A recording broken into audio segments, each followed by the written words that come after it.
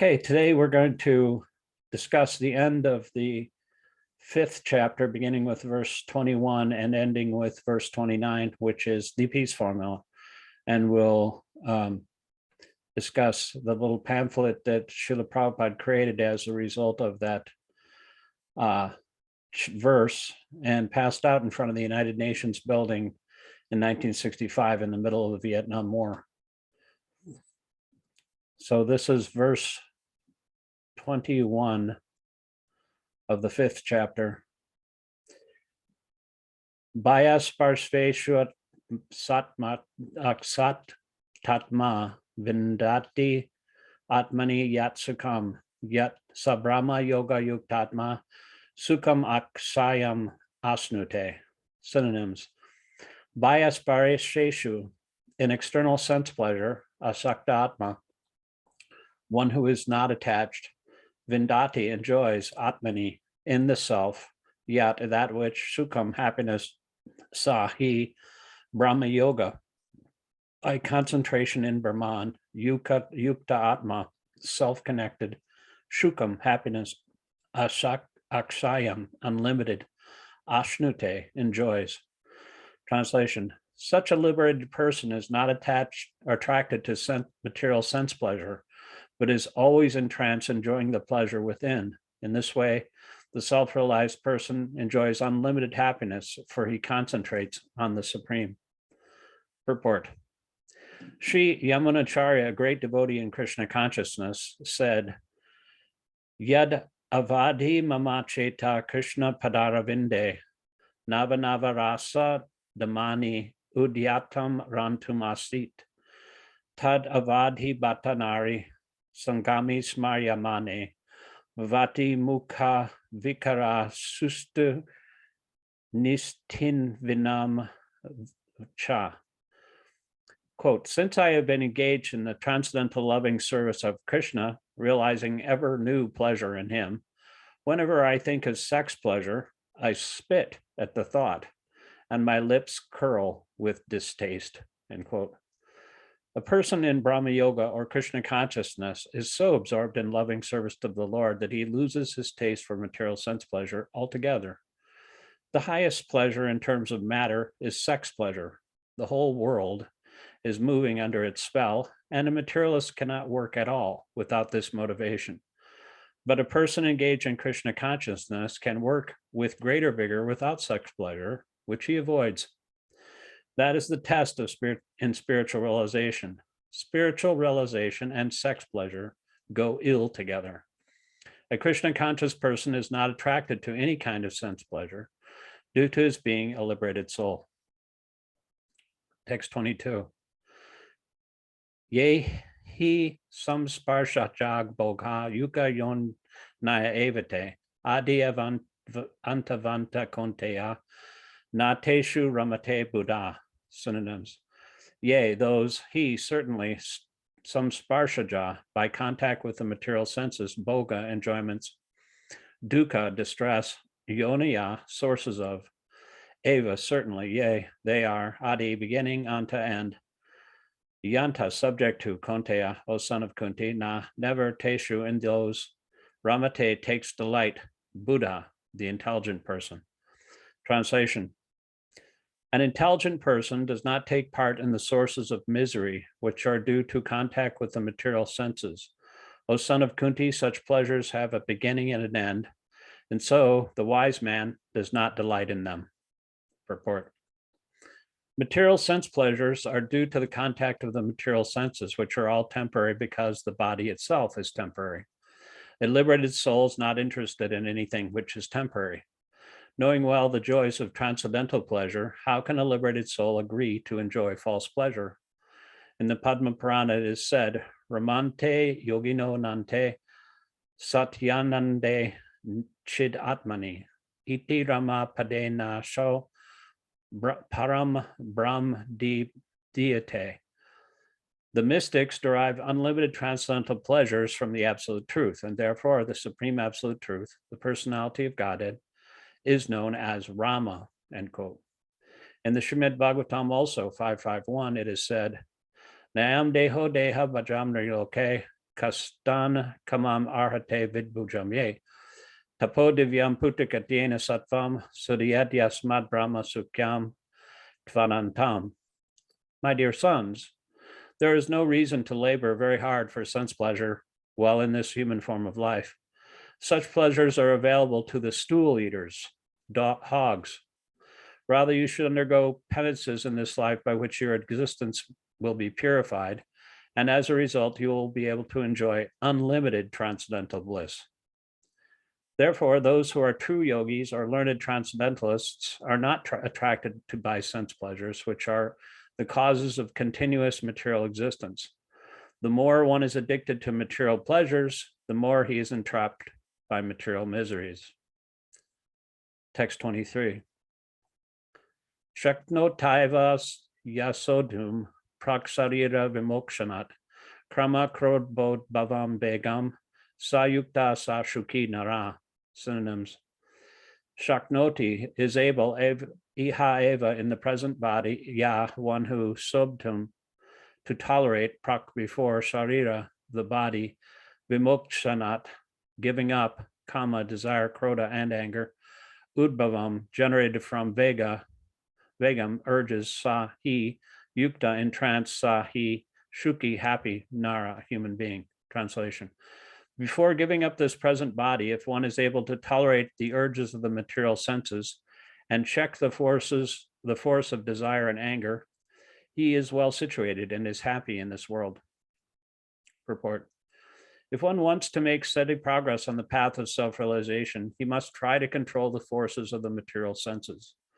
There are the forces of talk, forces of anger, forces of mind, forces of the stomach, forces of the genitals, and forces of the tongue. One who's able to control the forces of all these different senses and the mind is called Goswami or Swami. Such Goswamis live strictly controlled lives and forego altogether the forces of the senses. Material desires, when unsatiated, generate anger, and thus the mind, eyes, and chest become agitated. Therefore, one must practice to control them before one gives up this material body. One who can do this is understood to be self-realized and is thus happy in the state of self-realization. It is the duty of the transcendentalist to try strenuously to control desire and anger. Text 24. Yonta shuko nantar aramas tantar jyotirevaya sa yogi brahma nirvanam Brahma Bhuto Digachati. Synonyms. Yeah, one who's anta sukha, happy from within. Anta arama, actively enjoying within. Tata, as well as anta jyoti, aiming within. Eva, certainly, yeah, anyone, sahi, yogi, a mystic. Brahma nirvanam, liberation in the supreme. Brahma Bhuta, being self-realized. Adigachati, attains. Translation. One whose happiness is within, who is active and rejoices within, and whose aim is inward and is actually the perfect mystic. He is liberated in the Supreme, and ultimately he attains the Supreme. Report. Unless one is able to relish happiness from within, how can one retire from the external engagements meant for deriving superficial happiness? A liberated person enjoys happiness by factual experience. He can, therefore, sit silently at any place and enjoy the activities of life from within. Such a liberated person no longer desires external material happiness. This state is called Brahma Bhuta, attaining which one is assured of going back to Godhead, back to home. Text 25. Labhante Brahma Nirvanam Rishya Kshini Kalmasa China Daida Yatatmana Sarva Bhuta Hite Rata. Synonyms. Labhante, achieve Brahma Nirvanam, liberation in the Supreme. Rishaya, those who are active within. Kshina Kalmasha, who are devoid of all sins. China, having torn off. Dvaida, duality. Yata Atmana, engaged in self-realization. Sarvabhuta, for all living entities. Hite, in welfare work. Rata, engaged. Translation. Those who are beyond the dualities that arise from doubts, whose minds are engaged within, who are always busy working for the welfare of all living beings, and who are free from all sins, achieve liberation in the Supreme. Purport. Only a person who is fully in Kṛṣṇa consciousness can be said to be engaged in welfare work for all living entities. When a person is actually in the knowledge that Kṛṣṇa is the fountainhead of everything, and when he acts in that spirit, he acts for everyone. The sufferings of humanity are due to forgetfulness of Kṛṣṇa as the supreme enjoyer, the supreme proprietor, and the supreme friend. Therefore, to act to revive this consciousness within the entire human society is the highest welfare work. One cannot be engaged in such high-class welfare work without being liberated in the supreme. A Kṛṣṇa conscious person has no doubt about the supremacy of Kṛṣṇa. He has no doubt because he is completely freed from all sins. This is the state of divine love. A person engaged only in ministering to the physical welfare of human society cannot factually help anyone. Temporary relief of the external body and mind is not satisfactory. The real cause of one's difficulties in the hard struggle for life may be found in one's forgetfulness of his relationship with the Supreme Lord. When a man is fully conscious of his relationship with Kṛṣṇa, he is actually a liberated soul, although he may be in the material tabernacle. Text 26. Kama krodha vimuktatnam yatinam yatachetasam adito brahmanirvanam vartante viditatmanam. Synonyms: kama, from desires, krodha, and anger; vimuktanam, of those who are liberated; yatinam, of the saintly persons; yatachetasam, who have full control over the mind; advita, assured in the near future; brahmanirvanam, liberation in the supreme; vartate, there is there; viditatmanam, of those who are self-realized. Translation: those who are free from anger and all material desires, who are self-realized, self-disciplined, and constantly endeavoring for perfection, are assured of liberation in the supreme in the very near future. Purport: of the saintly persons who are constantly engaged in striving towards salvation, one who is in Kṛṣṇa consciousness is the best of all. The Bhagavatam 4:22-39 confirms this fact as follows: Yat pada pankaja palasa vilasha bhaktya karmashayam grihitam ugratayanti shata tadvam narikta matayo yatayo piruta shutuganas tam aranam bhaja vasudevam. Just try to worship in devotional service Vasudeva, the Supreme Personality of Godhead. Even great sages are not able to control the forces of the senses as effectively as those who are engaged in transcendental bliss by serving the lotus feet of the Lord, uprooting the deep-grown desire for fruitive activities. End quote. In the conditioned soul are the desire to enjoy the fruitive results of work is so deep-rooted that it's very difficult even for the great sages to control such desires, despite great endeavors. A devotee of the Lord constantly engaged in devotional service in Kṛṣṇa consciousness, perfect in self-realization, quickly attains liberation in the Supreme. Owing to his complete knowledge and self-realization, he always remains in trance. To cite an analogous example of this, Darshana Dhyana Samsprashar Matsya Karma Vihangama Svani Patnayani Pusnanti Tataham Apipat Padmaja. Oh, by vision, by meditation, and by touch only do the fish, the tortoise, and the birds maintain their offspring. Similarly, do I also, O Padmaja? End quote. The fish brings up its offspring simply by looking at them. The tortoise brings up its offspring simply by meditation. The eggs of the tortoise are laid on land, and the tortoise meditates on the eggs while in the water. Similarly, the devotee in Kṛṣṇa consciousness, although far away from the Lord's abode, can elevate himself to that abode simply by thinking of him constantly, by engagement in Kṛṣṇa consciousness. He does not feel the pangs of material miseries. This state of life is called Brahma Nirvana, or the absence of material miseries due to being constantly immersed in the Supreme. Text 27 and 28. Sparshan kritva bahir maya bayams chakshu chinvantare bravo pranapano samo kritva nasa vyantara charino yatendriya mano buddhir munir moksha parayana Vigachitecha bhayakrota yasada mukta evasa.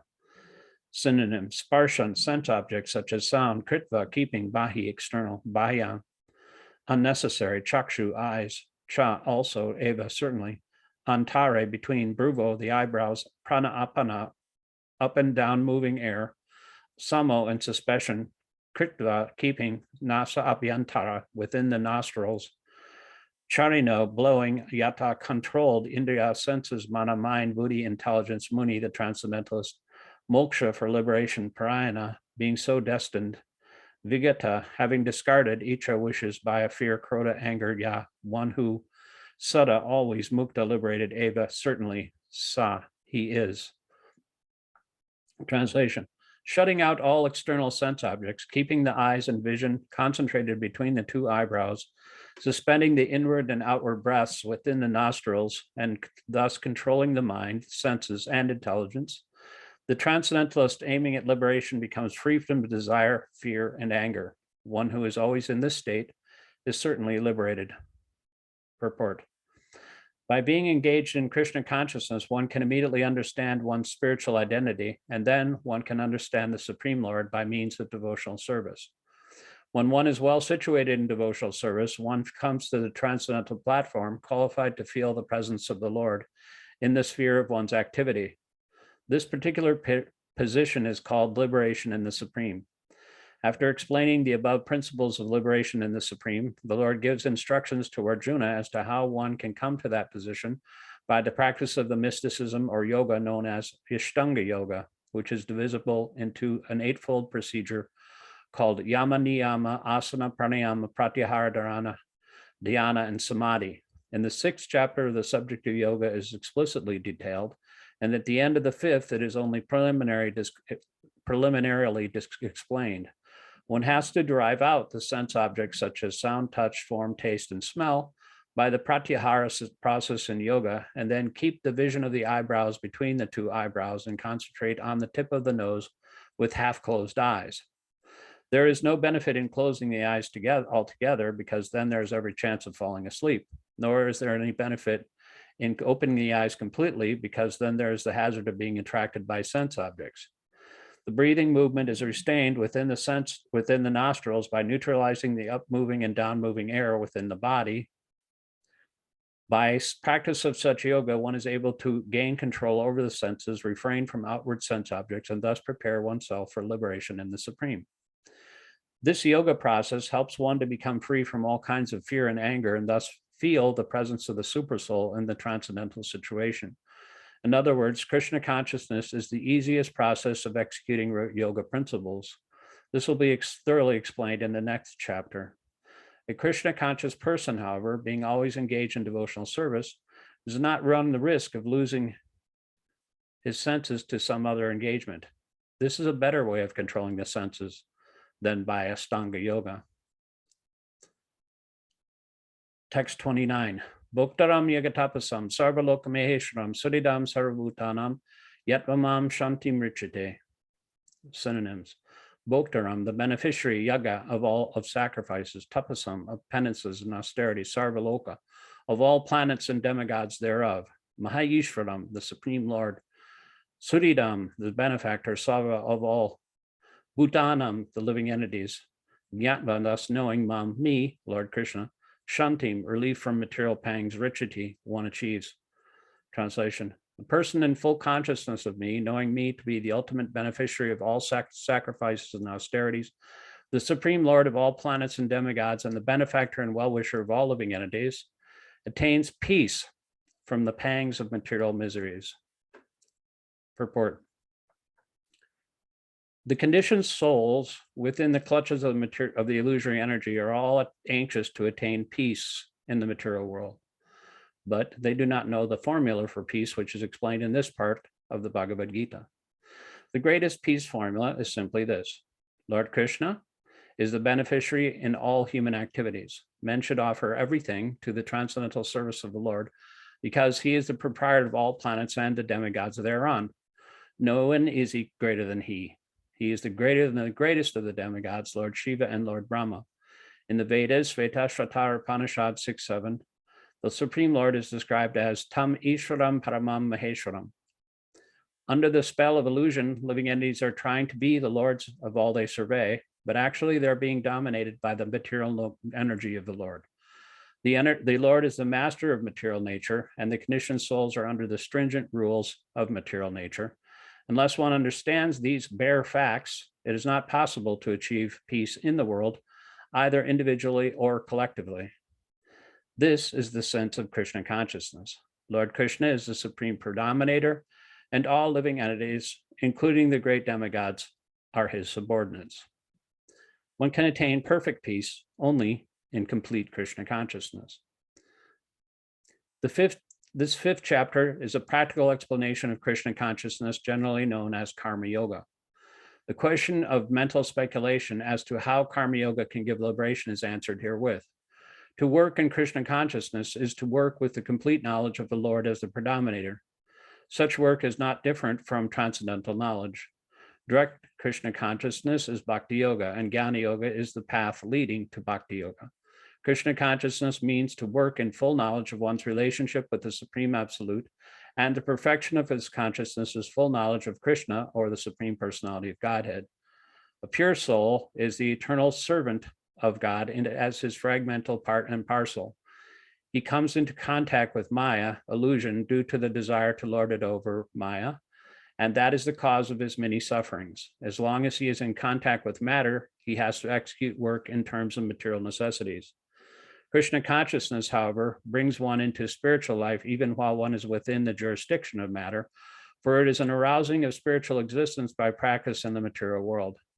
The more one is advanced, the more he is freed from the clutches of matter. The Lord is not partial toward anyone. Everything depends on one's practical performance of duties in Kṛṣṇa consciousness, which helps one to control the senses in every respect and conquer the influence of desire and anger. And one who stands fast in Kṛṣṇa consciousness, controlling the above-mentioned passions, remains factually in the transcendental stage, or Brahma Nirvana. The Eightfold Yoga mysticism is automatically practiced in Kṛṣṇa consciousness because the ultimate purpose is served. There is a gradual process of elevation in the practice of Yama, Niyama, Asana, Pranayama, Pratyahara, Dhyana, and Samadhi, but these only preface perfection by devotional service, which alone can award peace to the human being. It is the highest perfection of life. So this is the end of the fifth chapter. I'm going to read something now by Srila Prabhupada. He wrote this pamphlet, a little essay, on this 29th verse of the fifth chapter. Again, the verse is, the sages, knowing me as the ultimate purpose of all sacrifices and austerities, the Supreme Lord of all planets and demigods, and the benefactor and well-wisher of all living entities, attain peace from the pangs of material miseries. Let me share that screen with you here.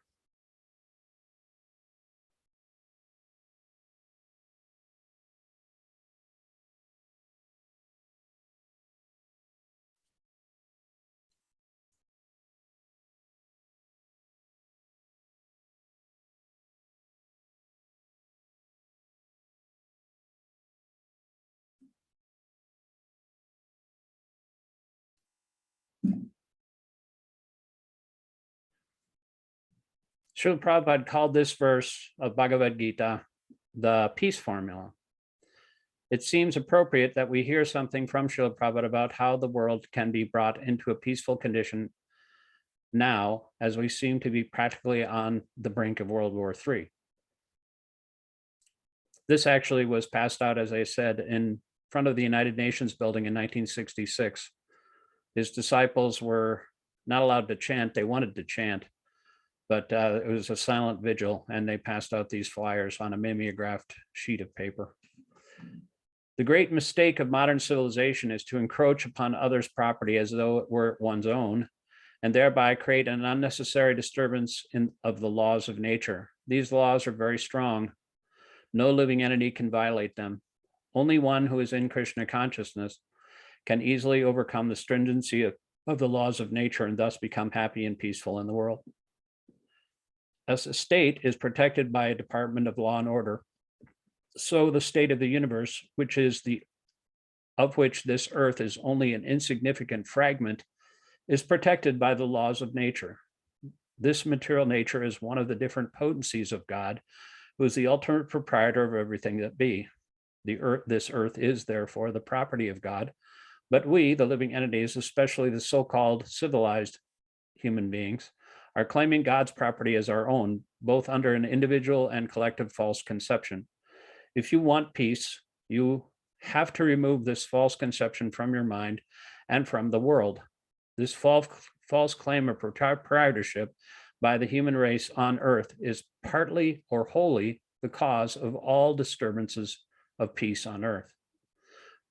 Foolish and so-called civilized men are claiming proprietary rights on the property of God because they have now become godless.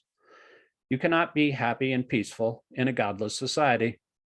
In the Bhagavad-gītā, Lord Krishna says that he is the factual enjoyer of all activities of the living entities, and he is the supreme lord of all universes, and that he is the well-wishing friend of all living beings. When the people in the world know this as the formula for peace, it is then and there that peace will prevail. Therefore, if you want peace at all, you will have to change your consciousness into Kṛṣṇa consciousness, both individually and collectively, by the simple process of chanting the holy name of God. This is the standard and recognized process for achieving peace in the world. We therefore recommend that everyone become Kṛṣṇa conscious by chanting Hare Krishna, Krishna Krishna, Hare Hare, Hare Rama, Rama Rama, Hare Hare. This is practical, simple, and sublime.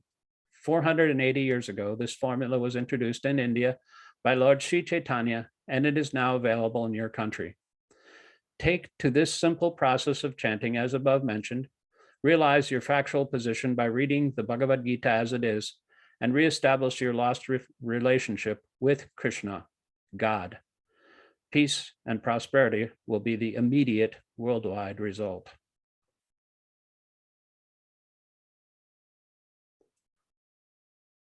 Anyway, thank you very much for listening. Next week, we will start on the 6th chapter of the Bhagavad-gītā. Hare Krishna.